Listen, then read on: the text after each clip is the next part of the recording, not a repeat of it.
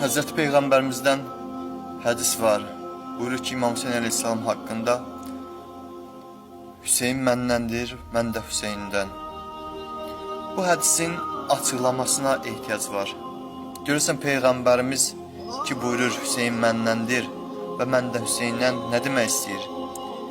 Hüseyin məndendir yani başa düşdük. Yani Peygamberimizin kızı Xanım Fatimə Zəhra ve Xanım Fatimə Zəhra'nın da oğlu İmam Hüseyin Aleyhisselam'dır. Bildik bu Peygamberimizin nəvəsidir.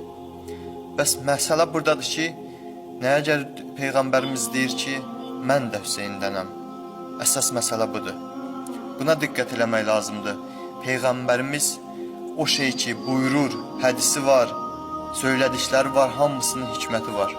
Öz nəfsindən bir şey deməmişdi Peygamberimiz.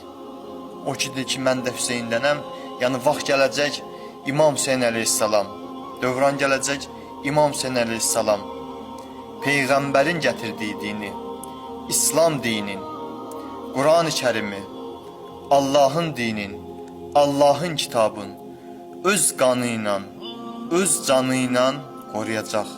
Peygamber 23 ilə əziyyət çəkdi. Cemaatın, insanların, müsəlmanların fərahı üçün, rahatlığı üçün, gözəl yaşaması üçün Kur'an gətirdi, şəriət gətirdi. O Peygamberden sonra çok bir az zamanda Peygamberin gətirdiyi din aradan getmək üzere idi.